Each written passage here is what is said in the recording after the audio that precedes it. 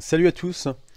Dans cette vidéo, je vais vous montrer comment préparer un itinéraire de road trip ou vacances et le rendre consultable en hors ligne sans connexion internet. Alors dans une précédente vidéo, j'avais vu la première partie de la préparation de l'itinéraire dans laquelle on a utilisé Google Earth pour Windows et on a créé donc des lieux dans Google Earth qu'on a enregistrés ensuite sous forme de fichiers KMZ. On a alors envoyé un mail, on s'est envoyé un mail à nous-mêmes avec les fichiers KMZ en pièce jointe, et le but est maintenant de les récupérer sur notre smartphone Android. Donc c'est ce qu'on va faire maintenant. Donc pour ces fichiers KMZ, on va avoir besoin de l'application Maps.me. Donc Maps.me, c'est une application qui permet de télécharger des cartes du monde entier et les consulter sans connexion internet. Donc vous vous rendez dans le Google Play Store, vous tapez Maps.me et le résultat ce sera donc celui avec l'icône vert avec une valise blanche à l'intérieur. Donc vous téléchargez l'application et une fois qu'elle est téléchargée, vous l'ouvrez et vous devriez arriver sur la carte et donc sur l'écran principal de Maps.me. On va commencer à aller paramétrer l'application. Donc on appuie sur le bouton en bas à droite représenté par 3 traits horizontaux. Voilà. Et on va dans les paramètres. On va commencer à aller sur le paramètre carte. Alors il faut savoir que le téléchargement des cartes, ça prend beaucoup de place. Elles font au moins 1 gigaoctet pour certaines. Et donc si vous avez une carte mémoire externe qui a plus d'espace libre que votre mémoire interne de votre téléphone, vous aurez un réglage ici en premier qui s'appellera stockage des cartes et qui vous permettra en appuyant dessus de choisir la mémoire que vous souhaitez utiliser, donc celle qui a le plus d'espace libre. Là j'ai pas de carte mémoire sur mon smartphone, donc j'ai pas l'option qui s'affiche. Mais sinon c'est une option qui est importante, hein. Si vous n'avez pas beaucoup de mémoire interne et beaucoup sur la carte mémoire, c'est ici que ça se passe. Toujours dans ce réglage, je vous conseille de décocher ici ce réglage qui est coché par défaut, téléchargement automatique. Il télécharge les cartes au fur et à mesure que vous naviguez sur la vue carte. Je trouve pas ça forcément intéressant, donc on le décoche. Voilà, vous revenez en arrière.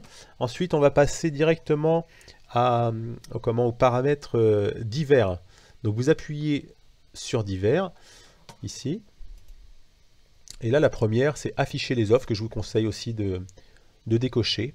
Alors, je suis pas sûr que le réglage reste enregistré définitivement. Mais voilà, au moins pour l'instant, pour le début, vous décochez. Ça évitera d'avoir un petit bandeau de publicité en bas de l'écran ici. Mais bon, rien de méchant. Et on va aussi faire un réglage sur le réglage Internet mobile ici. Vu que c'est un tutoriel qui a pour but d'utiliser un itinéraire sans connexion Internet, on va donc indiquer à l'application de ne jamais utiliser l'Internet mobile, ici. Voilà. Donc ensuite, on revient en arrière, on revient sur l'écran principal, encore une fois, hop, sur l'écran principal de Maps.me. Et là, on va aller télécharger des cartes. Donc, dans l'exemple, comment on avait, avec Google Earth, on avait créé des lieux pour un voyage en Italie. Donc, ce qu'il va nous falloir, c'est donc la carte d'Italie, forcément, et aussi la carte de France, parce qu'on va évidemment traverser la France pour aller jusqu'en Italie. Donc, pour télécharger des cartes, on appuie sur le même bouton ici en bas à droite pour dérouler le menu inférieur. On appuie sur télécharger des cartes. Et ici, vous avez donc un champ avec un curseur qui s'appelle trouver la carte. Alors, il suffit d'appuyer dessus et de taper directement le nom de la carte recherchée. Par exemple, France. Et en premier résultat, ici, on a une ligne avec un icône représentant un dossier. Donc, c'est cette ligne qu'il faut choisir. Vous voyez, la totalité fait 2,3 gigaoctets. Donc, vous n'avez pas menti, elles sont grosses. Voilà. Et tout en bas, là j'ai caché le clavier pour voir que tout en bas, on a un bouton qui s'appelle télécharger tout. Et en appuyant dessus, on va télécharger toute la France. On revient en arrière. On appuie sur trouver la carte. On tape Italie. Même chose. On appuie sur le premier résultat avec un icône dossier. Et en bas, on a téléchargé tout. Voilà. Si vous n'avez pas assez de mémoire disponible, vous pouvez sélectionner comment les régions nécessaires uniquement pour votre trajet. Si vous avez assez de mémoire, vous embêtez pas, vous téléchargez la totalité de la carte, comme ça vous êtes tranquille. Voilà, vous vous rappelez, alors pendant que ça télécharge, vous vous rappelez donc, on s'était envoyé un mail à nous-mêmes pour transférer les fichiers KMZ, qui étaient les fichiers contenant les lieux à voir, facultatifs et pour dormir de l'Italie, ce qu'on avait créé sur Google Earth. Donc là, sur notre smartphone, on va aller consulter ce mail qu'on s'était envoyé à nous-mêmes. Là, il se trouve dans mon application Gmail. Et on voit que je m'étais envoyé le mail à moi-même. Et on a nos 3 pièces jointes, donc nos 3 fichiers KMZ. Il suffit d'appuyer sur les 3 flèches ici pour télécharger les 3 fichiers, tout simplement. Et une fois qu'ils sont téléchargés, c'est des petits fichiers. Contrairement aux cartes, eux, ils prennent vraiment pas de place. Hein. Une fois qu'ils sont téléchargés, ils vont apparaître dans les notifications. Donc il suffit de dérouler le volet de notification ici. Et vous avez les 3 fichiers. Donc il suffit d'appuyer sur le premier par exemple. Et normalement, maps.me devrait nous indiquer que les signets ont été chargés avec succès. Ça s'est affiché brièvement là. Mais ça se confirme ici avec le petit icône rouge avec une étoile blanche. Donc sur Google Earth, les lieux concrets s'appelaient des repères. Sur maps.me, ils appellent ça des signets. Mais donc c'est la même chose. Et on voit qu'on a nos petits signets ici. On n'oublie pas de faire la même chose pour les autres quand même. Italie facultatif. Voilà, les signets ont été chargés avec succès. Vous pouvez les trouver sur la carte ou sur les coordonnées du gestionnaire de signets. Voilà, j'ai eu le temps de lire cette fois. Et le troisième, Italie dormir. Les signets, voilà. Donc tout est importé. Si des fois le Android, le smartphone vous demande avec quoi vous voulez ouvrir le fichier KMZ, ça voudrait dire que vous avez une autre application en plus de Maps.me qui est compatible avec ces fichiers-là. Par exemple, je pense à Google Earth pour Android.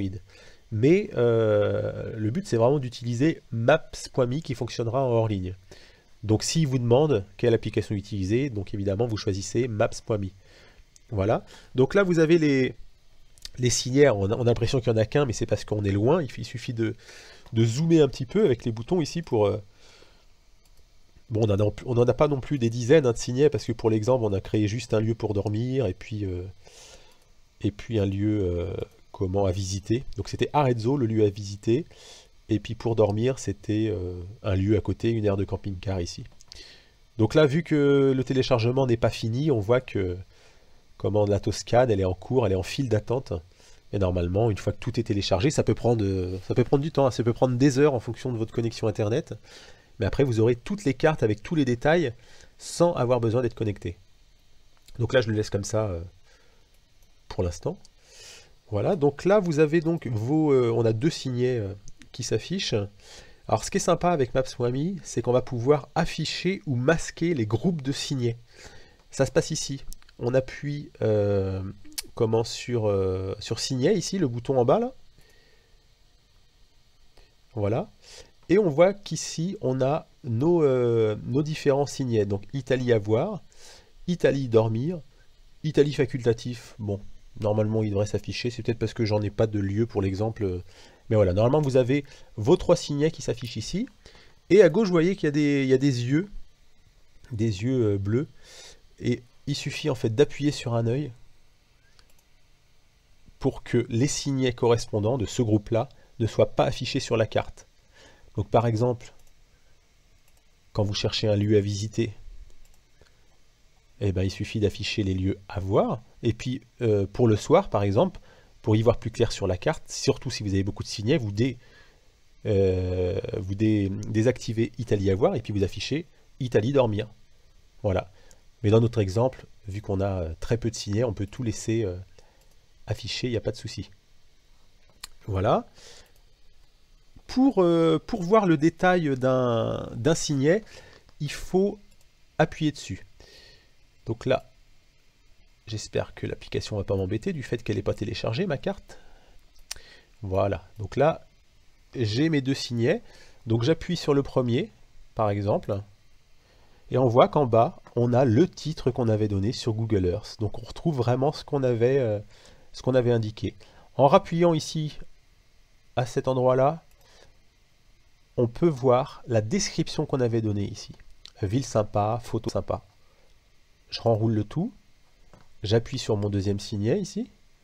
On voit qu'il y a un petit rond bleu qui s'affiche sur le signet sélectionné. Donc là, c'était l'endroit pour dormir. On a sélectionné le signet, le nom s'affiche, coin de paradis. Et donc, en appuyant ici, on peut dérouler un petit peu les détails. Et on voit que j'avais marqué bitume et pavé, génial. Et on voit les coordonnées GPS ici. Et plus loin, ici, on voit plus bas, itinéraire vert. Maps.me peut aussi nous guider directement vers le lieu. On appuie longtemps sur les coordonnées GPS et là on a une option qui nous permet de copier les coordonnées. Donc ça on va voir que c'est pratique par la suite. Pendant votre voyage, donc c'est là on voit que c'est pratique de voir les lieux qu'on a préparés, mais vous aurez sûrement envie de rajouter des lieux, que ça soit un resto, une place de parking du véhicule, un lieu à visiter que vous avez trouvé sur place. Donc il suffit d'appuyer n'importe où sur la carte, et donc là, le point bleu permettra d'afficher un nouveau signet en appuyant sur le bouton du même nom en bas, qui s'appelle signet. Voilà, donc là vous venez d'ajouter un signet, mais on voit qu'il est directement listé dans le dernier groupe qu'on a utilisé qui s'appelle Italie à voir. Alors moi je vous conseille de changer de groupe et de créer un groupe différent des groupes préparés. Alors pour ça il faut appuyer sur éditer le signet. Voilà, on déroule la liste des groupes ici et on fait ajouter un nouveau groupe. Voilà, et là vous lui donnez un nom, alors ce que vous voulez. Si c'est un nom où vous voulez mettre tous les endroits d'Italie que vous voyez pendant le voyage, ça peut être Italie sur place. Ou sinon, si vous voulez juste mettre les lieux suivant les lieux à visiter, vous pouvez marquer par exemple Arezzo et faire OK. Voilà, un nouveau groupe est créé. Vous pouvez lui donner un nom évidemment un peu plus clair. Place inconnue, on peut mettre place de parking. Par exemple, et on appuie sur sauvegarder et on voit qu'on a un petit signet qui va s'afficher. Donc si on enroule ça et qu'on revient sur l'écran principal, on va dans les groupes de signets et on voit qu'on a notre groupe Arezzo ici.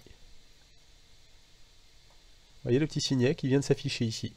Donc vraiment on peut tout y noter, vraiment plein de petits signets, dès qu'il y a besoin de noter un lieu pour se repérer, pour se retrouver, c'est nickel.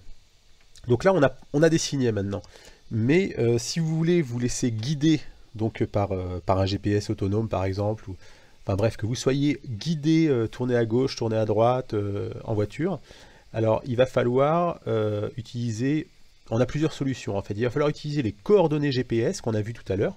Par exemple, notre coin de paradis qu'on avait créé ici. On va afficher ces détails et on va aller copier ces coordonnées GPS. On fait un appui long ici, comme je vous ai montré tout à l'heure. On copie l'un ou l'autre, parce qu'il y a deux types ici de coordonnées.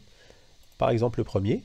Voilà, on voit que c'est copié dans le presse-papier, c'est-à-dire que c'est copié dans la mémoire du téléphone. Et là, vous avez plusieurs choix. Donc, soit l'entrer directement, manuellement, alors vous recopiez dans votre GPS autonome de voiture, si vous en avez un, vous recopiez les coordonnées, et puis c'est parti. Sinon, vous pouvez cliquer, appuyer directement sur itinéraire vert pour que Maps.me vous guide. Il y a une fonction de guidage aussi, mais je ne vous la recommande pas, j'ai pas eu des bonnes expériences. Je lui préfère largement l'application de guidage qui s'appelle Here We Go pour se laisser guider. Donc, même principe que pour Maps.me, vous allez sur le Google Play Store, vous tapez Here We Go. Donc on va se rendre sur le Play Store. Voilà, on la voit ici d'ailleurs, elle est directement listée ici. Donc c'est celle-ci. Voilà. Et on va l'ouvrir. Donc c'est une application qui est semblable à Maps.me, mais pour laquelle je trouve la fonction de guidage fonctionne mieux. Les calculs d'itinéraire, tout ça, c'est mieux. Voilà, donc on lance l'application, on attend, on est patient, on n'est pas pressé.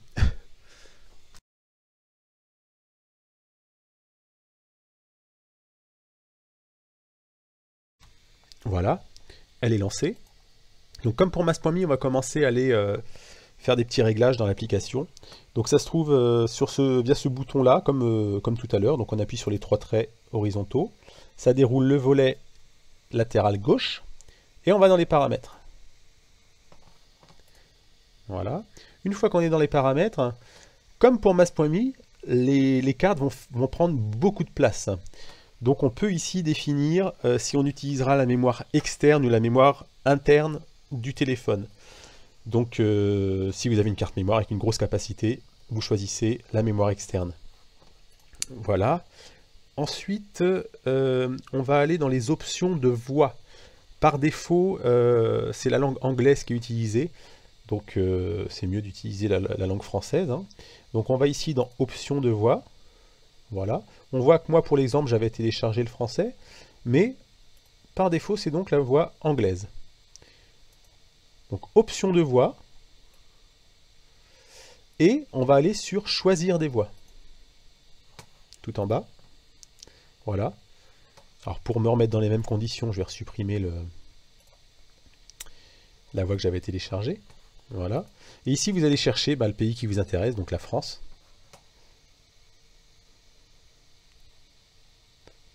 Je crois que c'est dans les F. Voilà.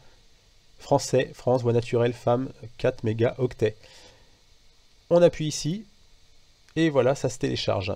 Il y a un autre français disponible ici, c'est avec des noms de rues. Si je ne me trompe pas, la qualité de voix est moins bonne. Donc plutôt choisir celle-ci ici. Voilà. Donc ensuite vous revenez, une fois que c'est téléchargé, vous revenez en arrière. Donc là il me dit voulez-vous annuler le téléchargement, je vais faire oui, pour l'exemple. Vous choisissez bien la voix française, dans cette liste-là. Voilà. Et ensuite, maintenant, on va voir comment télécharger les cartes. Vous revenez en arrière, vous rappuyez sur le petit bouton permettant d'ouvrir le volet de gauche, et il y a un bouton ici, télécharger des cartes. Voilà. Et on rappuie encore sur télécharger des cartes. Encore une fois. Voilà. Donc, on a, comme pour Maps.me, on a besoin de la carte d'Italie et la carte de France. Donc, petit coup de pouce, là je suis sympa, hein, ça se trouve en Europe. Vous appuyez sur Europe. Voilà. Vous appuyez encore sur Europe ici. Non, je viens de dire une bêtise. On va pas télécharger la zone entière d'Europe. On est dans la liste Europe ici, et là on va chercher France et Italie. Voilà, donc France ici. On appuie sur France, et là on peut télécharger la zone entière en appuyant sur ce petit bouton ici. Tac. Voilà. Ici il y a des petites pubs, vous voyez, faut pas appuyer dessus. Ensuite, je reviens en arrière sur la liste des pays d'Europe. Je vais chercher Italie. Voilà, Italie, j'appuie dessus. Italie, zone entière, et j'appuie sur le petit bouton de téléchargement. Et je reviens en arrière. Donc comme pour tout à l'heure avec Maps.me, si vous n'avez pas assez d'espace sur votre mémoire interne ou une carte mémoire, vous pouvez sélectionner seulement les régions qui vous intéressent en France et en Italie.